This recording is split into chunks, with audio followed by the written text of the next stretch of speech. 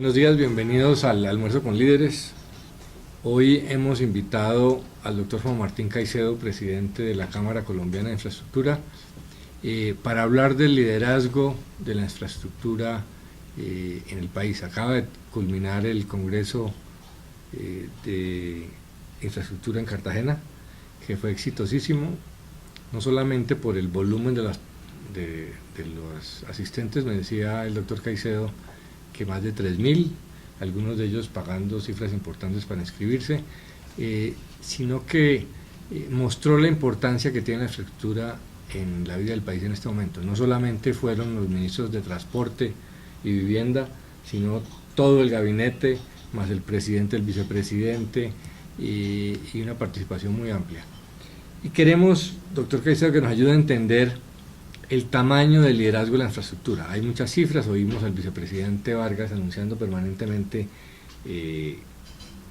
obras, concesiones de 4G, ya se empiezan hasta inaugurar algunas obras, pero es importante entender desde el punto de vista del liderazgo lo que está pasando. Primero, entender por qué Colombia es tan retrasada, por qué nos costó tanto tiempo y tanto trabajo. Y segundo, dimensionar el tamaño de lo que se está haciendo, para entender un poco las implicaciones que va a tener. Entonces, muchas gracias por acompañarnos. La primera pregunta es esa: ¿por qué está tan rezagada Colombia en materia de infraestructura de transporte? Por varias razones.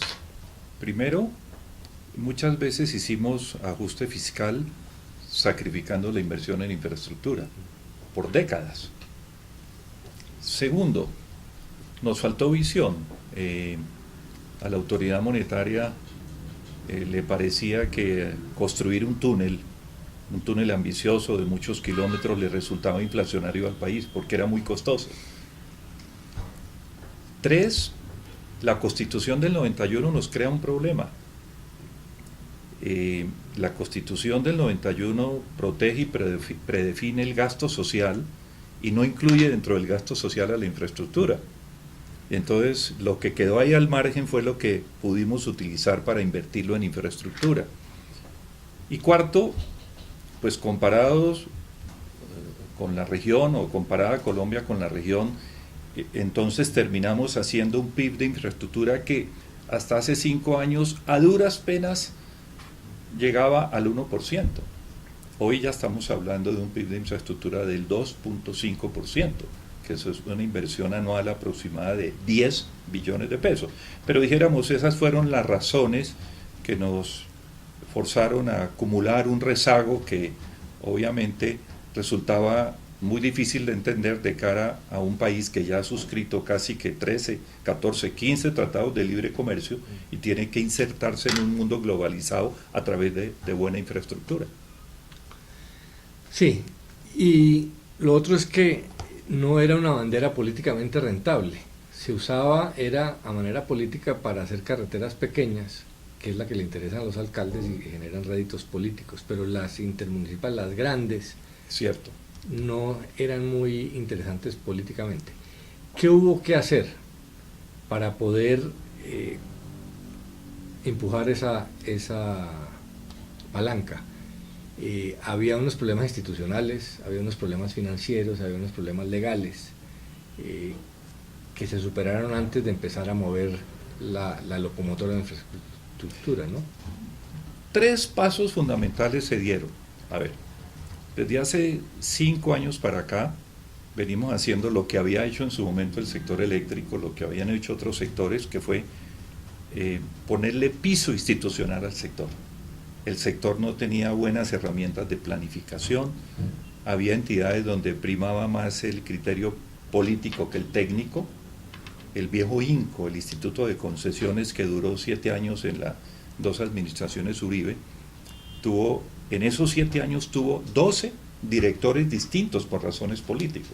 Ahora, ese INCO fue reemplazado por una entidad de corte eminentemente técnico, que es la Agencia Nacional de Infraestructura, regentada por una persona que viene del sector privado, viene de una de las consultoras más importantes del mundo, y con él se pueden tener discusiones de tipo técnico, jurídico, pero hay un soporte técnico y la calidad del diálogo entre el sector privado y el sector público pues ha mejorado sustancialmente. Entonces, lo primero que hizo el gobierno fue darle un soporte de institucionalidad robusta al sector, creando entidades con más fortaleza técnica que política. Segundo, eso tuvo un costo político, ¿no? Porque esos tuvo, años de arreglar la casa, pues no se veían las obras. Eso tuvo un costo político y evidentemente, pues sí, es probable que algunos representantes o voceros del sector político no se sientan muy contentos. De alguna manera ese viejo INCO, en el cual estuvieron 12 directores distintos en 7 años, eso fue por razones políticas. El sector privado, para poder hablar con el director del INCO, primero tenía que pedirle la cita a través de un senador de la República. Muy bien. Segundo, un andamiaje normativo que ha sido propicio para que los privados, como sucedió en Chile, como sucedió en Inglaterra, como ha sucedido en el mundo entero, ayuden a construir la infraestructura. Entonces expedimos en los últimos años, o expidió el Congreso de la República, gracias a la iniciativa del gobierno, una serie de leyes, y menciono solamente 3 que han sido sustanciales. La Ley 1474 del 2011, que organiza las cosas en el sentido de que ya no se pueden licitar proyectos en Colombia que no tengan estudios maduros. ¿Eso a qué nos conduce? A que se acaben los pleitos. Usted recuerda, Álvaro, que en alguna época se decía que alrededor de las obras había más abogados que ingenieros. Era por eso, porque se licitaban proyectos con estudios muy precarios y a mitad del camino el constructor descubría que el proyecto no valía 100, sino que valía 200. Entonces le ponía un pleito al Estado. Eso se acabó porque hay una ley, hay una norma, repito, que exige que los proyectos se liciten con lo que llamamos los ingenieros, o llaman los ingenieros la fase 2, estudios de factibilidad.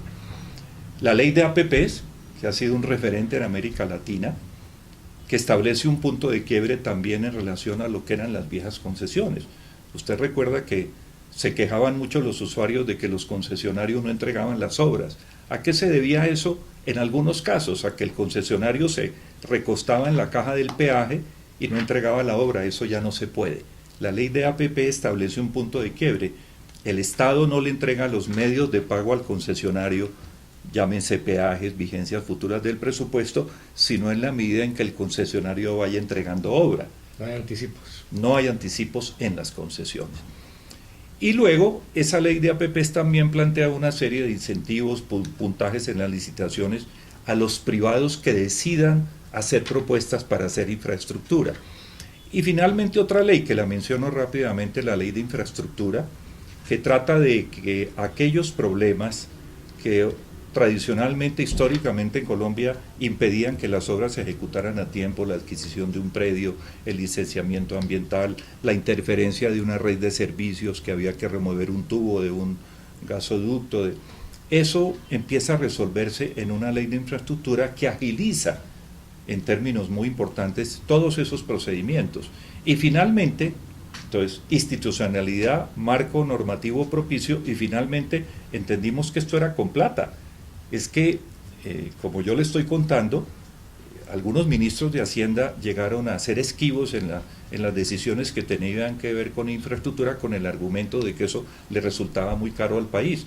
Pues el costo que pagamos fue finalmente tener en materia de carreteras un rezago de 50 años que apenas ahora vamos a empezar a superar.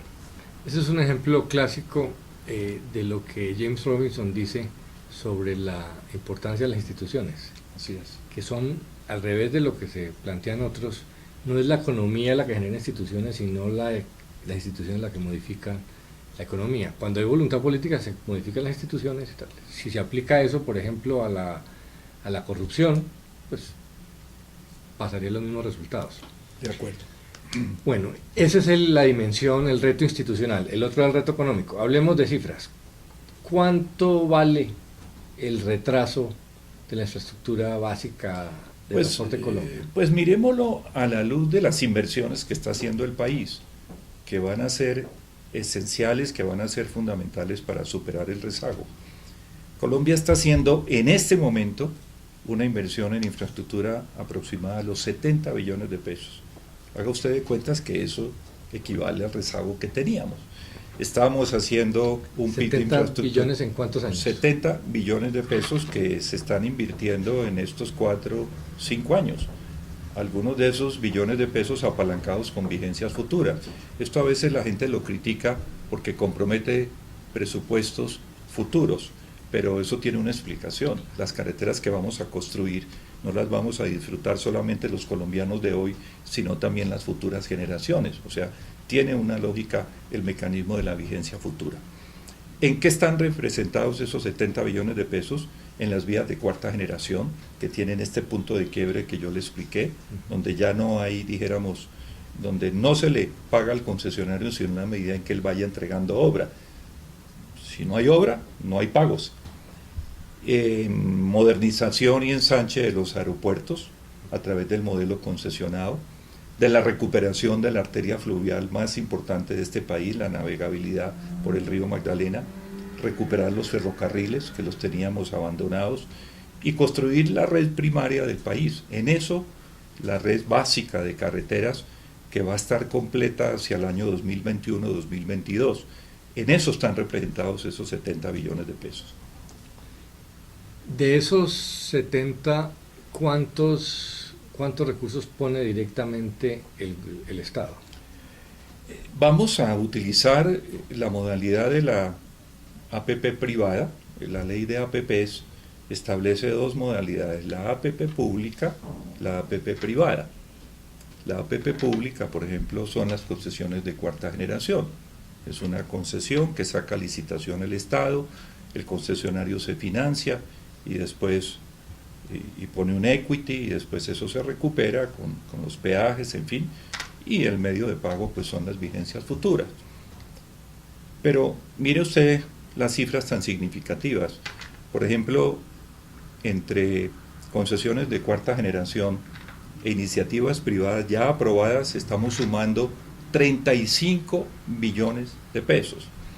Eso nos pone, dijéramos, en términos muy claros, la dimensión del esfuerzo colosal que está haciendo el sector privado. Pero para responder concretamente su pregunta, de esos 35 billones de pesos, que ya están reflejados en hechos concretos porque se trata de obras que ya están contratadas, 10 billones de pesos corresponden a iniciativas presentadas por los particulares, que eso en un momento de estrechez fiscal resulta muy halagüeño, porque el Estado no pone plata, la plata la pone el privado y después recupera su inversión que se financia con los bancos, con el sistema financiero, a través del peaje o otra fuente de pago. Detrás de toda transformación hay liderazgos. Sin liderazgo no hay cambios positivos, por lo menos. ¿Por qué no nos ayuda a entender cuáles han sido los liderazgos claves que ha habido en esta revolución de la infraestructura, o que está habiendo en esta revolución de la infraestructura? Pues uno está claro, el presidente de la República pues tiene un mérito grande porque hizo una apuesta. Pero ¿por qué no miramos el rol del vicepresidente Vargas, del sector privado? Usted tiene un mérito.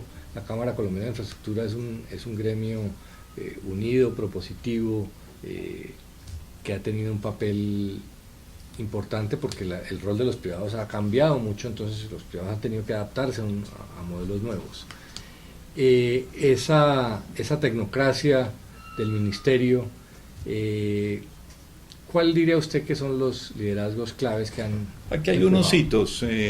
Uno no podría restarle méritos, por ejemplo, al primer paso que se dio para que los privados se entusiasmaran y participaran, como lo han hecho incluso países de estirpe socialista. A veces se cree que esto de que haya un matrimonio con los privados es exclusivo de un régimen capitalista, ¿no? Cuando más hubo matrimonio con los privados, en Chile, por ejemplo, fue en el régimen de estirpe socialista de Ricardo Lagos. Hizo un matrimonio con los privados y dijo: bueno, yo le entrego a los privados la construcción de las autopistas y mientras tanto yo estoy liberando recursos para la inversión social. El caso de Ecuador, esa inversión tan grande en infraestructura se ha hecho también con el sector privado. Sector privado y sector público.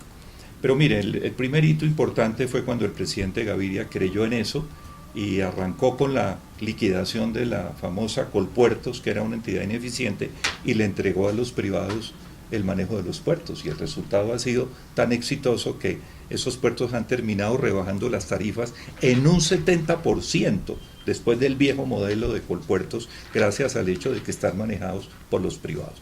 Un segundo hito, yo creo que hay que reconocerlo, este esfuerzo en institucionalidad, en un marco normativo propicio y en entregarle recursos al sector, es del 2010 para acá. En eso tenemos que ser justos. Y usted toca, Álvaro, un punto que es muy importante: la calidad del diálogo sector privado, sector público, ha servido para impulsar estas cosas. El nacimiento de la Cámara de la Infraestructura coincide con un reclamo de la ingeniería colombiana en el sentido de que se creara la institucionalidad que se requería, que se dotara de recursos al sector, que se adoptaran unas normas para que el privado llegara debidamente incentivado a participar en el desarrollo de la infraestructura. Esos han sido unos hitos: el gobierno Gaviria, el gobierno Santos desde la primera administración, y el papel protagónico del sector privado. Si usted mira la historia de la Cámara de la Infraestructura, va a encontrar que esto, por ejemplo, que estamos haciendo de mejor institucionalidad, un marco normativo propicio, fue planteado por la Cámara desde el mismo día en que la Cámara se creó. El otro reto institucional está a nivel de las regiones. Ustedes desde la Cámara están denunciando preocupaciones sobre la corrupción en la contratación local, que está manejando cifras gigantescas con el crecimiento de la inversión en infraestructura. Y la verdad es que institucionalmente es muy frágil el mundo local. Por ejemplo, las contralorías territoriales son escogidas por políticos. Ahora estamos retrocediendo, inclusive el concurso lo están diseñando los propios políticos, ya no va a ser por los tribunales administrativos. Hay un problema ahí muy grande. La Cámara viene insistiendo, usted ha insistido mucho en el tema de los pliegos tipo, para que cada municipio no haga unos pliegos de licitación adaptados al amigo quien se quiere ganar la licitación. Como veíamos, sin avances en instituciones no hay avances concretos. Sí es. Eso es un paso grande que tiene que dar el país. Obviamente la clase política tiene resistencias a eso, pero hay que cambiar la forma de elección de los contralores, hay que cambiar la forma de hacer las licitaciones. ¿Cuál ve usted que puede ser el camino para que el sector privado, la sociedad civil, los medios presionen a esa clase política que no quiere soltar esos feudos que terminan convertidos en corrupción y son un obstáculo al desarrollo enorme? Porque lo que no puede pasar es que algunas de esas obras no tan grandes terminen o mal construidas, o de mala calidad, incompletas. Y este es el momento de enfrentarlo. Usted está muy solo en ese tema. ¿Cómo ve que se puede hacer un cambio institucional en ese aspecto? Mire, el solo hecho de la corrupción justificaría, dijéramos, el reclamo y las inquietudes que hemos planteado sobre ese particular. Pero es que hay otro fenómeno en las regiones, Álvaro, que nos ha obligado a nosotros también a reclamar más democracia en la contratación y que haya pluralidad de oferentes, que es un principio básico de la contratación en cualquier parte del mundo. ¿Es cuál? Que las pymes de ingeniería, que son la mayoría de las empresas de ingeniería, se están quedando por fuera cuando son empresas de bien, y afortunadamente todavía las empresas de bien son la mayoría.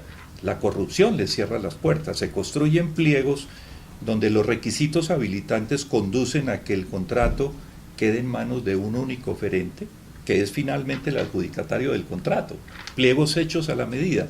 Eso se corrige, como usted dice, revisando el papel de las contralorías, de las instancias de control, pero también imponiendo como vinculante, como obligatorio, el modelo del contrato del pliego estándar, no dejando eso en manos de los alcaldes o los gobernadores que no quieren obrar con transparencia. Mire, sobre pretexto de la autonomía regional, se argumenta que allá se deben construir autónomamente los pliegos. Con ese argumento llegaríamos a la conclusión de que la corrupción es autónoma. Y sí hay que modificar las instituciones, pero fundamentalmente hacerle una reforma a la ley para que el pliego tipo, el pliego estándar, que es un requerimiento además de la OCDE, organización a la que Colombia quiere ingresar. Y es una práctica. Y es una práctica mundial. En Colombia no, repito, sobre pretexto de la autonomía regional, estamos dejando que en los municipios se construyan los pliegos a la medida de unos intereses corruptos. Y las cifras son muy preocupantes en verdad. ¿Cómo ve usted el impacto de esta revolución? Primero, ¿cuándo vamos a los colombianos a empezar a andar por esas carreteras? Muy pronto Álvaro, pero más allá de que en el 2021-2022 la red básica, la red arterial fundamental va a estar lista, pero le doy a usted otra buena noticia. En el Congreso, en Cartagena, no hablamos solamente de las carreteras arteriales. En el Congreso de Cartagena, Planeación presentó el borrador de un COMPES sobre vías terciarias que van a ser esenciales para el posconflicto. Y esas vías van a valer entre 48 y 50 billones de pesos que tendremos que invertir en los próximos años, incluso utilizando experiencias técnicas de países como Chile. No necesitan concreto o asfalto muchas de esas carreteras. Usted puede tener un pavimento líquido que cae sobre una especie de afirmado. No hay necesidad de construir carreteras al estilo de las grandes autopistas. En esto pues nos dan muchas lecciones técnicas muchos países del mundo, especialmente Chile. Y vamos a tener no solamente las carreteras arteriales, las que nos llevan a los puertos, sino también estas carreteras terciarias de aquí al 2035 con estas inversiones que están planteadas en un plan maestro que fue presentado en Cartagena. Pero la otra resultante de esta revolución, como usted muy bien la menciona, que estamos viendo los colombianos, es que gracias a la infraestructura y a la vivienda, la economía se mantiene en unos niveles aceptables, porque en la medida en que se nos cayó la renta petrolera, son la vivienda y la infraestructura las que están empujando el crecimiento de la economía. Estamos proyectando para finales de este año un crecimiento del 3%, que es muy aceptable frente al crecimiento de nuestros vecinos en la región. ¿Gracias a quién? Gracias a la vivienda y a la infraestructura. ¿Qué le preocupa a usted hacia adelante? Se han hecho muchas cosas bien, el panorama pinta bien, se están haciendo esfuerzos y sacrificios en la dirección correcta. ¿Qué le preocupa a usted de que no se ejecute bien o no se maneje bien hacia adelante para que esta revolución de la infraestructura se haga? Usted ha puesto el tema sobre la mesa. ¿Qué nos preocupa? Que este boom de infraestructura se contrate de manera transparente. Hace poco estuvieron aquí los funcionarios de la OCDE y plantearon esta conclusión que por primera vez revelo en público. Ellos llegaron, dijéramos, a la conclusión después de darle una mirada a Colombia, de que en el nivel nacional lo que es la contratación está funcionando de manera muy transparente, lo que es la ANI, las vías de cuarta generación, lo que contrata Invías con un pliego tipo, pero no sucede lo mismo en el nivel subnacional. Entonces, dijéramos, tenemos una revolución que va a mitad de camino en materia de transparencia, y ese es el gran reto, porque el país no nos perdonaría que estas grandes sumas que vamos a invertir en infraestructura se contraten de manera no transparente, y ahí vuelve el tema de la institucionalidad que usted plantea muy bien, y del pliego tipo vinculante. En eso quiero ser reiterativo porque no hay otra solución para que se resuelva el tema de la falta de transparencia, especialmente en la contratación en el nivel subnacional. Muy bien, pues esta fue una mirada rápida al tema de la infraestructura. Queríamos verla desde el sector privado, el gobierno pues permanentemente está hablando de esto, y los colombianos tenemos que entender primero la dimensión y segundo los retos que tenemos. Usted, la última pregunta que le iba a hacer era esa del posconflicto, usted ya la respondió, porque una vez se firme la paz, un poco el énfasis va a ser en eso. Bueno, es importante exportar, pero también es importante acceder. Ayer me hablaban de un caso de liderazgo interesante.